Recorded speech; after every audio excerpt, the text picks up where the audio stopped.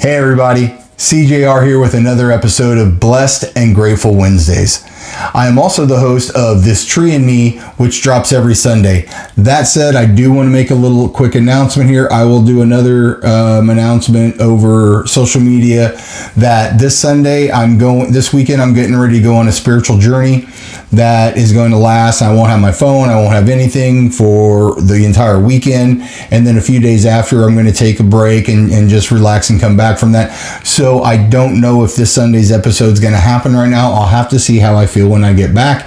It may be dropped a day late. I'm not going to promise anything right now, but if I have to take a week off, that will be perfectly fine. So that said, let's get to Blessed and Grateful Wednesdays. My life has been blessed with the raising from three beautiful women. Yes, my father and one of my grandfathers was in my life. My grandmother from my father's side was passed when he was a young man, so I never got to know her. And my grandmother, who raised my mother, she was awesome. I'd go over there after school. I spent a lot of time with my grandma and grandpa, a lot of time after school during summers. Both parents worked, so I was always over there. And so I always got to be around her and just watch her do what she did all day. She was always cooking or cleaning or sewing, or she did a lot of pickling and stuff and just a whole bunch of different stuff. She baked a lot. And that's the way I knew her the most. When she was younger, she had some jobs and different things, like some volunteer work, to my understanding, at the hospital. But when I came of age, she was at home. And she took care of me a lot. I spent a lot of time over there. So I got to know my grandmother, who was a beautiful woman. And she obviously raised my mother, who we had last week's episode of Blessed and Grateful Wednesday on my mom. And so here we go on this one. And I have been, like I said, I have been so lucky to have these three women in my life. And it's a chain. It's three generations of them. So obviously this one, speaking of that, is my sister. And we'll get into her a little bit more as the time goes, of little stories and stuff that I am so grateful to have her in my life. But let's start. So I was born the youngest, and I was 5 years below my next sibling, right? So I always say that I was a Valentine's Day gift. I'm an October baby, so I just do that math, and it's always been a joke of mine. There's a little bit other way that I say it, but I won't say it. I won't embarrass my mom. And from home videos that I've got to see, and just memories and things like that, I basically had two moms. My grandmother was still around, but at the house, I basically had two moms. My sister carried me everywhere, did everything for me, spoke for me, she mothered me. And so I had all these women, and my grandmother, I forget the exact year she passed. I was a little bit younger, but the last 10 years of her life, she was in a nursing home from a stroke and different things, and it just wasn't the same grandmother. So, but going through most of my adolescent and younger teen life, grandma was there. And like I said, I spent a lot of time at their house. I was very close to her, and I was extremely close to my grandfather. I'm sure I will have an episode on him at some point. That man, yeah, he was everything that my father was, together with him. So, but this is about my sister. So my sister, and I always have to say so I had a little accident at the gym, so I've had people ask me like, God, what's wrong? Yeah, the weight one, but it's a nice little chunk, so it's gonna take a while to heal. So that's what that little thing is.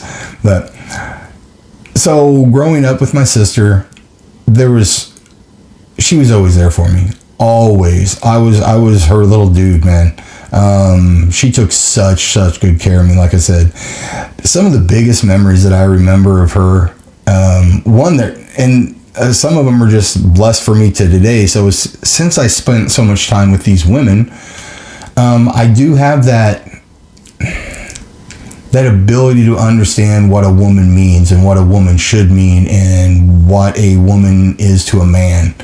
I have not always lived that way. I have not always portrayed that, but there are women in my life that can definitely let you know, and nothing crazy or creepy or anything. Like, just when I'm healthy and good like I am now, or when I'm focused on it, yeah, based on these women, I know how to treat a woman.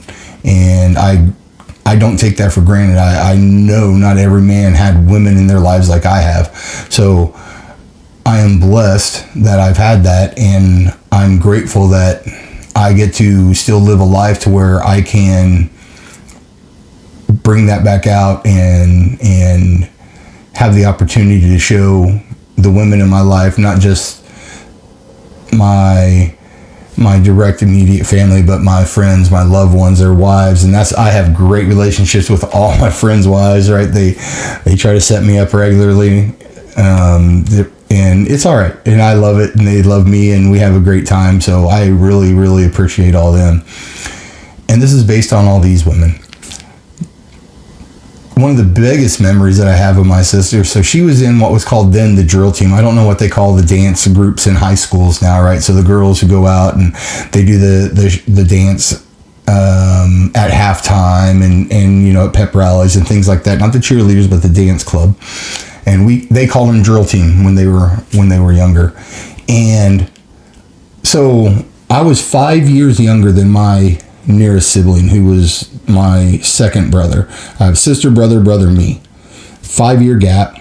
I'm an October baby, so I was a Valentine's Day gift, or lack thereof maybe, but I was a Valentine's Day gift in my opinion. That's the way I've always joked about it. And my sister was the eldest. And I promise you, to this day, you can tell she is the eldest. She is the hub and the link to the entire family. Like, every niece, nephew, great niece, great nephew, brothers, everyone, aunts, uncle, like, she's the one. She keeps us all together. She keeps us all grounded. So, that said, she is not quite, I think she's about roughly 8 years older than I am. And somewhere in there.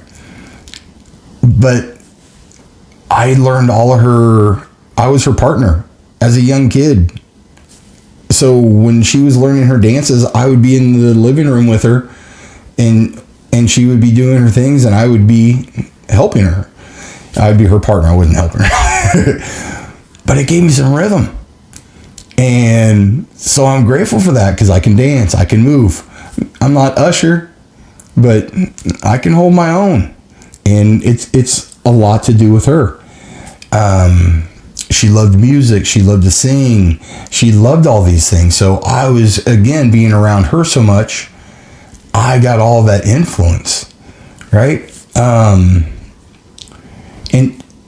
she was out of the house first out of all of us. Obviously, she graduated high school and went on, and she's got her career and everything now. But I always kept in touch. When I was younger, I went down there when I was in high school a couple times when she was living in Oklahoma City, and visited her a couple times, and I was, you know, we'd go out, I'd go out dancing and with her and just hang out with her, and then I lost that. I lost it. She did not do anything. As I kept getting older and angrier and running from things and stuff like that, she was always there, though. Anytime I needed, anytime I'd come back, she'd be there. And then she had a son, and I was influential in his life for a while. And again, there was goods and bads. And when my bads were bad, they were extremely bad. I didn't mentor him the way I needed to. I didn't help raise him the way she probably wanted me to. But the thing is that she was never mean about it. She was never angry about it, that she showed. But she was definitely never mean about it. She just knew how to live her life, keep things at a distance that she wanted at a distance. But when you were ready to come back, she was always open. always. Another memory of when I went to treatment the first time in 1990, she came as one of my family members. Only a couple came, and she was one of them. And she probably heard some things that she didn't want to hear about my growing up and different things, and how I treated people, and the things that I was doing to myself and my body, and the addiction that I had. And she, she kept it to herself, lived with it, has supported me through everything. And like I said, has always been there for my children, for their mother. She is just that person. It's hard for me to explain how just loving she is. And at the same time, you're not going to walk on her. You're just not. She is just strong like that. And it's an inspiration. It's so many lessons that I can learn as I go back. Yeah, my voice will start cracking. As my voice goes back, or as my mind goes back, that I can remember in things of just lessons that I have learned from her, that we're going to sit down and, hey, Cory, let's have a sit down talk. Let's do this. She just lives by example. She has a strong belief in her faith. Never pushes it on you, never pushes it on anybody. She just lives it. And, just like everyone else, she's went through things in life.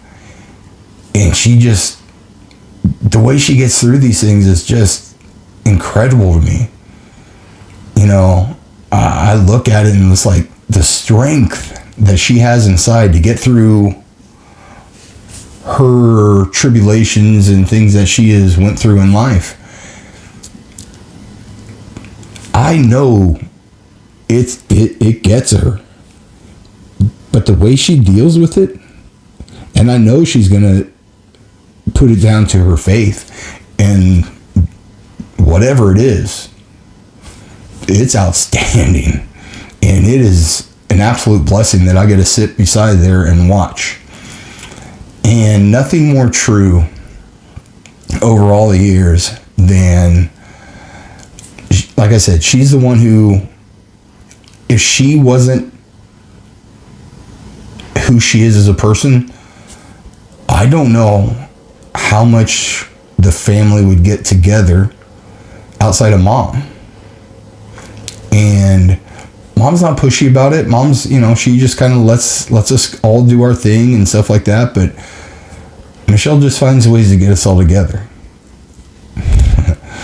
And it's now that I'm in the place that I'm at, and I'm trying to get to where I'm trying to get and be the person that I want to be, I'm so grateful for that, because I can still have a relationship with all those people. They don't just see it as Brother Cory or Uncle Cory or whatever relationship I had with all my family of,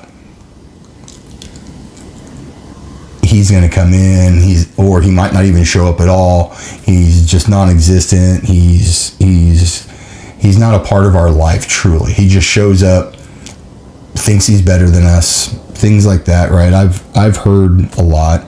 And fair and unfair, doesn't matter. If that's the way they perceive me, then that's the way I was choosing to be perceived. But Michelle just keeps hanging in there. She simply just keeps everyone understanding and how much family matters and how much it means to her, and just allows grace of us all being who we are, but being that hub to every spoke. And when spokes get broken, that wheel doesn't fall apart, that hub doesn't go away. She just waits and lives her life and keeps reaching out and keeps giving what she can give and keeps doing what she can do. And eventually that spoke will reattach to the hub, and she's right there waiting. regardless of anything. She just accepts you as you are, who you are, and lets you live.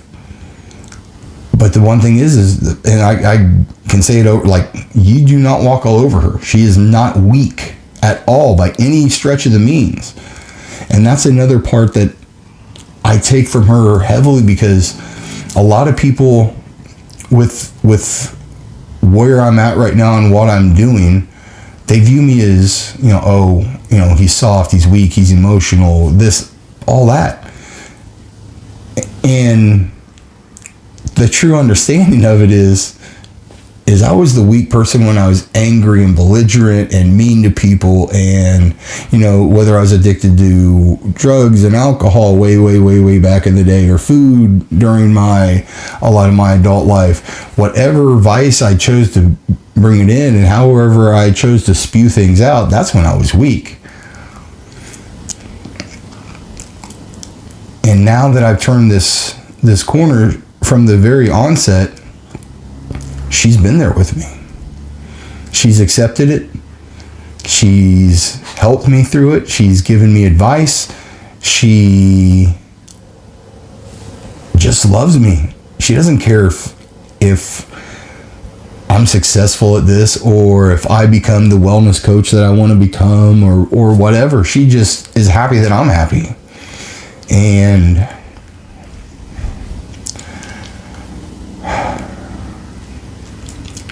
I can see it in her when she talks to me.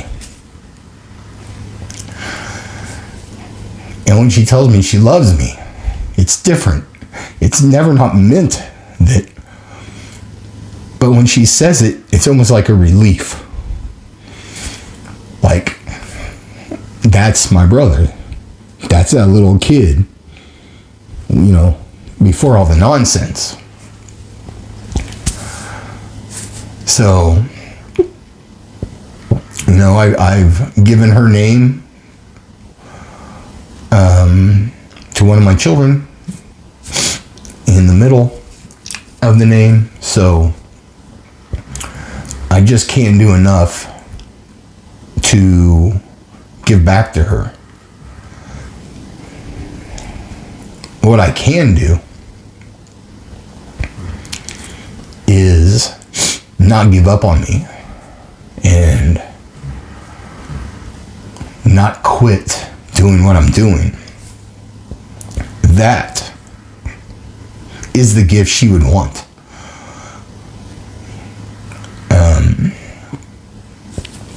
She's went through some surgeries here lately, and this last weekend, we went up there for my mom's birthday and celebrated at her house and stuff. And her and I went to this really cool place called The Rink. It's kind of a consignment shop kind of a thing, antique-y and all kinds of crazy stuff. Her and I just walked that whole place, talked, told stories to each other, got a few things here and there. But by the end, she was struggling because of, her surgery. She's going to heal from it well. She's stubborn as all get out. She'll get through it. I promise you that. But she went through all that just to talk with me and be with me and give me her presence. And if you remember last week talking about my mom, that's where she got that. Like that presence thing. Yes, that is born in her, and that is her gift, and that is her innate ability to give to the world, is her presence and her love and her grace and her understanding. And she also had a great teacher of that. They are best friends. They are fun to watch, my mom and her. It's a great relationship to watch. And the other thing that I've always told people that just amazes me about her, that I can't understand. I could not do this. I don't know where that comes from. Is when my grandmother passed, and then my father passed, and my sister's in the medical field, she went and helped clean them up after they passed and get them ready to, whatever nurses and those places do to get them all ready and, get them ready for the mortuary, wherever that you send your people. We send them to a mortuary, but how that to me, all the stuff said, that to me, the strength and the love to do that for those people that meant so much to her. I mean, she was the only daughter. She's daddy's little girl. She was sis. That's who she was. How? I have no idea. But that's who she is. She is just strong, courageous. It needs to be done. I'm going to do it because I know them as people and I know what they need to pass on to the next life. And she gave it to them. So phenomenal. Like, I just, that to me, out of almost everything, when she did that, I was just in awe. Like, holy how. Like, wow. I just can't say it enough. But she's been awesome. So my whole life, I have had her and my mom. And for most of my childhood, I had my grandmother. So those three women, to be blessed with that. And I know they're going to say whatever, but I wish I would have been able to take a little bit more advantage of it when I was younger, in a positive way, in a way of development. I just wasn't ready for it, and things that happened in my life, I wasn't ready for it. I was in survival mode, and I just pushed through and got through life. And to be able to come back from all that at the age I'm at now, and they are still with me, and my sister is my biggest cheerleader and supporter, right? She's my own personal drill team. Yeah, I couldn't ask for much more. I really couldn't, and I couldn't give enough back. So I want to say, sis, try not to say them all the time. Sis, I love you.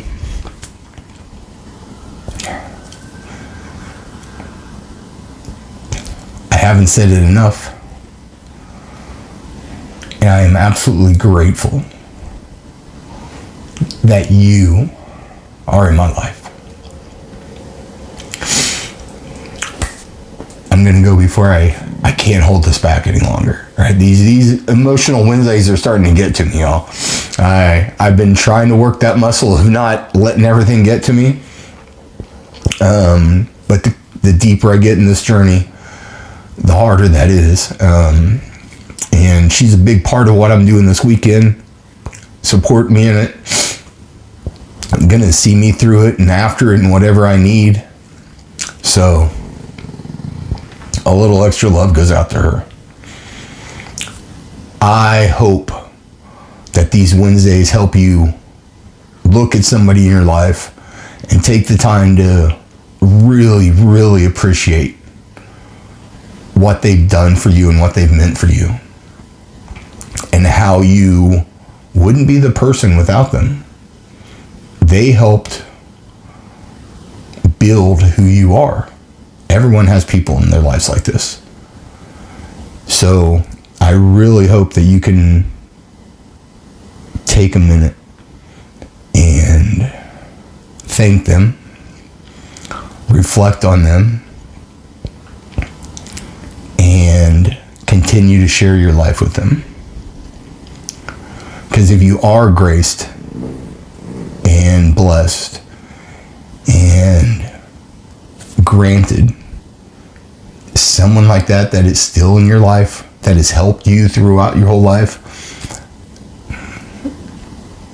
don't take it for granted any longer. Don't let it slip out of your hands. Everything's temporary, and at some point we will all leave this earth. So, until that happens, I hope you, as I will try to, show your sister, whoever that is for you, your aunt, uncle, doesn't matter, whoever that is for you, how much you appreciate them. I am CJR. This has been Blessed and Grateful Wednesday. I love you all. And I love you, sis. Be blessed.